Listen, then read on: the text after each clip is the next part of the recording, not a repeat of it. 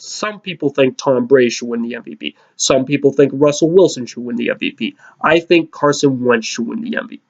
Now, how do I judge MVPs? I judge the most valuable players based on their team that they're on. So if you take them off that team, is that team the same? For instance, last year in 2016, my MVP was Ezekiel Elliott, because I thought if you take Ezekiel Elliott off the Cowboys would not be 13-3, nor they might not even make the playoffs without Ezekiel Elliott in 2016 if they did not have him. So that's how I look at MVPs. If you take them off the team, how much worse would they be off? So when it comes to a team similar to the Patriots, you take Tom Brady off the New England Patriots, the Patriots could still do well. Right now, they would probably be a 7-3 that looks like they could make the playoffs, but probably not make a run without him. Obviously, that's still very good.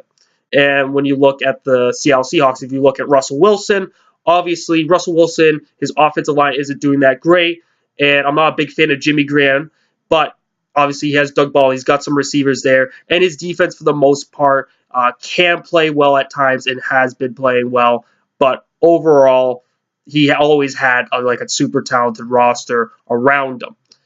And when it comes to Carson Wentz, I just look at the Philadelphia Eagles. It just feels like it's the Carson Wentz show.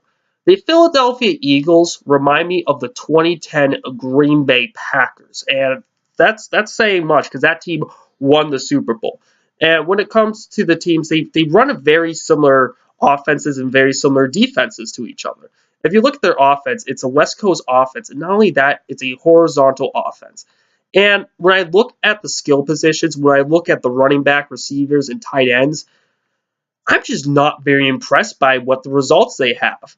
You got Alshon Jeffrey. Alshon Jeffrey is poor man's AJ Green, and I think AJ Green is overrated. Click in the link in the description if you're interested. Jay Ajayi, I've never been a big Jay Ajayi fan, and also his overrated video has been due for a long time on my channel. But ideally, the reason why I think he's overrated is because he needs blocking. It's self-evident that he needs blocking to be successful. Same thing with Garrett Blount, and his best running back is out for the season. Yes, Darren Sproles is out.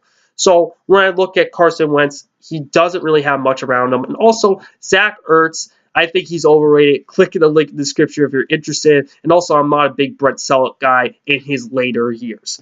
Now, when it comes to a team like the Patriots and the Seahawks, I definitely think they have a far more talented teams around them.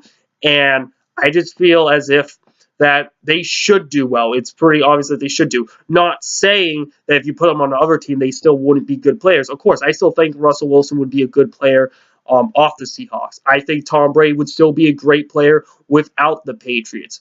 But the difference is the Seattle Seahawks, if they didn't have Russell Wilson, I still think they could still produce something. Same thing with the Patriots. If you take Tom Brady off the Patriots could still do something. You take Carson Wentz off the Eagles, they're not 9-1. Yes, the Eagles have had a fairly easy schedule this season and all of that, but when I look at Wentz, the team is very reliant off of Carson Wentz right here.